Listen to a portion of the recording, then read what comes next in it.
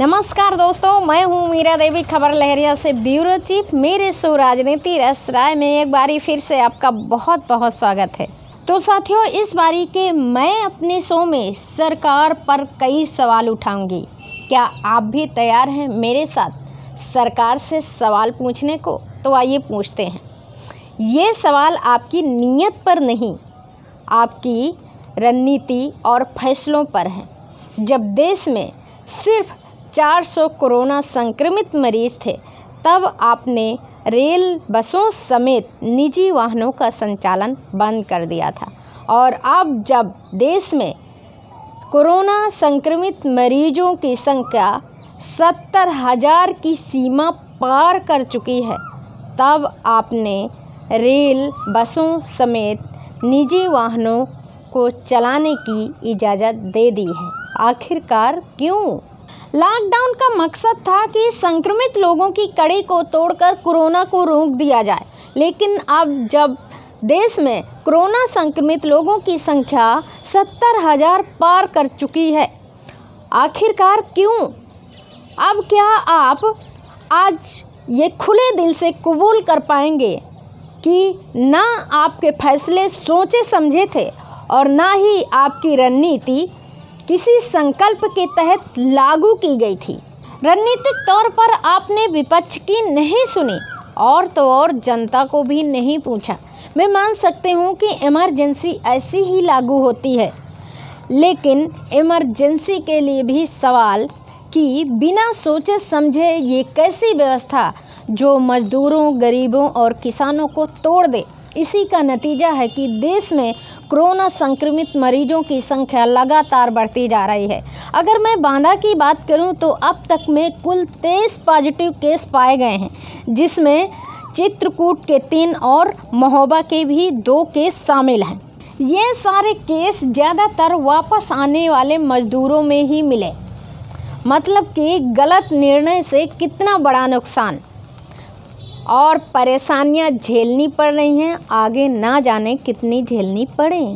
Corona आपदा से अब तक में 370 ऐसे लोगों की भी मौत हुई जो किसी न किसी हादसे के शिकार हुए। कुछ लोग तो भूख से तड़प करके मर गए। सरकारें लोगों को घर तक पहुंचाने के लिए जो ट्रेन चला रही हैं, उसमें केंद्र सरकार और राज्य सरकारें दावा कर रही हैं कि वो पैसा दे रही हैं, किराया दे रही हैं, जबकि सच्चाई ये है कि मजदूर अपने फ़ोन और गहने बेच करके किराया दे रहे हैं। जिन मजदूरों को बुलाया भी जा रहा है, उनकी जांच की और क्वारंटाइन की भी पुख्ता व्यवस्था नहीं है। सरकार के निर्णय इतने कमज़ोर और गलत समय पर क्यों? अगर लॉकडाउन करने से पहले मजदूरों को घर वापसी का ऐलान हुआ होता तो कितना अच्छा होता। सरकार भी खुश, जनता भी खुश और कोरोना बीमारी का विकराल रूप भी देखने को ना मिलता। पैदल हो या सरकार द्वारा चलाए गए संसाधनों से मजदूर वापस हो रहे हैं, जिसके कारण शहरों से गांव तक ये बीमारी फैल रही है। अर्थव्यवस्था को लंबे से घाटा लग चुका है।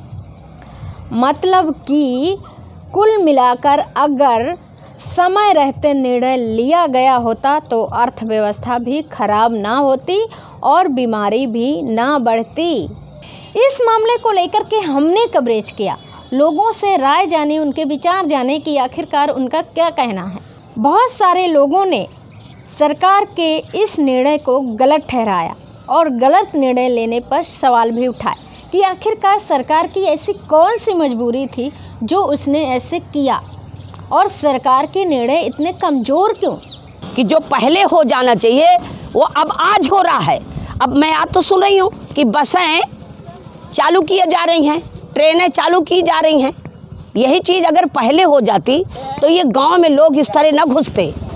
आदमी को तो अपना बेटा प्यारा है ना कि अरे बाप रे इस तरह। अरे गांव की माँओं से पूछो ना, गांव की माताओं से पूछो, रात दिन बैठी रह जाती हैं, घबराई हुई बैठी रह जाती हैं।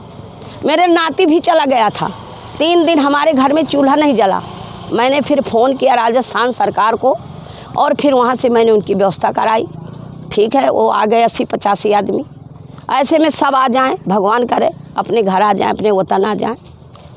पर मैं तो यही कहूँगी कि सरकार का चंदा पर ध्यान है, गरीबों पर ध्यान नहीं है। अब ये तो सरकार देखो जब सचेत हुई तब हुई, अब इस बारे में हम नहीं कह सकते। देर से नहीं सचेत हुई, अब देर तो हम नहीं कह सकते। मान लीजिए अब सचेत हुई, अब सचेत में होने में क्या है, जो सरकार के आदेशों का पालन सभी को कर रहा है। सोनिया जी का भी स्टेटमेंट आया था, राहुल जी ने भी स्टेटमेंट आया, मैंने प्रियंका जी को पढ़ा। उसमें उन्होंने एक बात जो है सही कही कि आप जो है बाहर से तो आप बुला रहे हैं और प्लेन में आ रहे हैं और महंगा किराया देकर के उनको देश में ला रहे हैं, लेकिन मज़दूर जिसके पेट में रोटी नहीं है, जो बम्बई से बेचारा चल के आ रहा है, जो बेचारा कम से कम आप सोचिए दिल्ली से पैदल चल के आ रहा है, सूरत से पैदल चल के आ रहा है, राजस्थान से पैदल चल के आ रहा है, देश के कोने कोने से बेचारा पैदल जंगल के रास्ते भूखा प्यासा जो भाग करके आ रहा है, और उनसे आप किराया वसूल करेंगे? ये मानवता है? जो आदमी इस देश का, जो मजदूर इस देश का उत्पादन का सक्रिय साधन है, वो जिस तरह से भटक रहा है, जिस तरह से वो परेशान है, गांव में भाग रहा है कि मैं गांव में अपने जाऊं, बाल बच्चों को मैं अपने देखूं, अपने माँ बाप को देखूं, और मैं अब यहाँ नहीं रहना चाहता, मेरी रोटी की व्यवस्था मैं वहाँ देखूंगा कि कैसे होगी। उस पर इन्होंने क्या किया? आखिरकार कौन सी व्यवस्था ला रहे हैं कि गांव में रह करके मजदूर को इनको खाना 1000 रुपये में इनका पेट चलेगा? जो आदमी मेहनत करता है वो 10 रोटी खाता है बहन जी, 10 रोटी से नीचे उसका पेट नहीं भरेगा, और थाल भरो चावल खाता है। हम लोग जो शहरतुआ हैं 2-3 रोटी खाते हैं, तमाम दुनिया का सामान खा के उनका पेट भरा रहता है। तो उसके लिए खाने के लिए व्यवस्था 1000 रुपये में कहीं कुछ नहीं होने वाला है, बेचारा भूखा का भूखा रह जाएगा। अब मैं तो यहाँ देखता हूँ कि ये मेरे जो सामने से जो सड़क जा रही है, झांसी टू मिर्ज़ापुर मार्ग है, यहाँ पर सैकड़ों आदमी इससे निकल रहा है।